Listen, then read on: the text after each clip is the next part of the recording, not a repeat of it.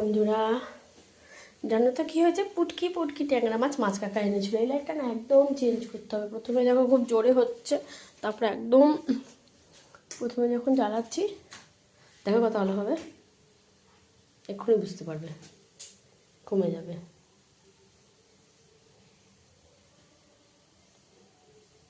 টুক করে একটু কমে আসবে। 200 টাকার কাছাকাছি দাম নিল লাইটটা, 200 টাকার মনে হয় বেশি, কি 170-80 ওরকম। তো যা হয়েছে আর কি, এইটুকু ট্যাংরা মাছ আমি ওদেরকে একটা দেখাচ্ছি, ধরে গেল কতটুকু সাইজ, আমার কেন আঙুলের সাইজ।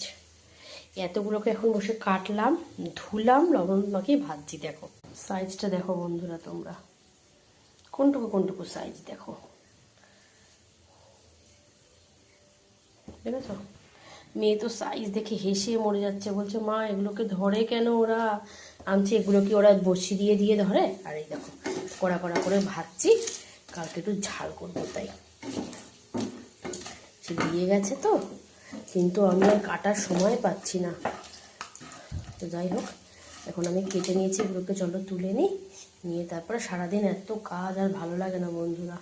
আজকে রান্না করেছি কি জানো তো? দাঁড়ার কটা তুলতে তুলতে গল্পটা করি। আজকে রান্না করেছি ইলিশ মাছের মাথা আর কাটা দিয়ে কচুর শাক, বাঁধাকপি আর সয়াবিন,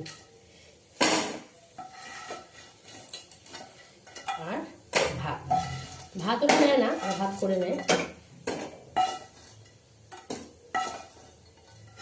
তো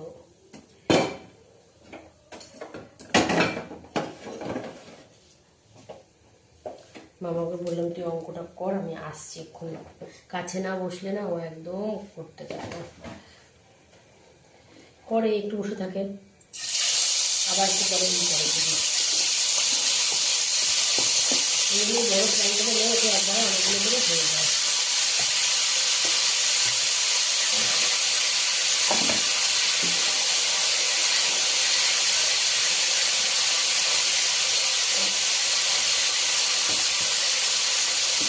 অনেকটা বড় তো সারাদিন হয়ে যাবে, বুঝতে পারি না কিন্তু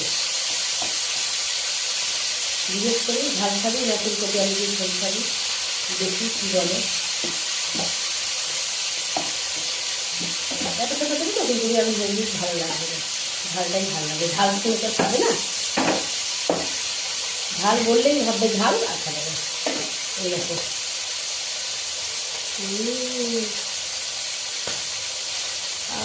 ভাবছে সুপার।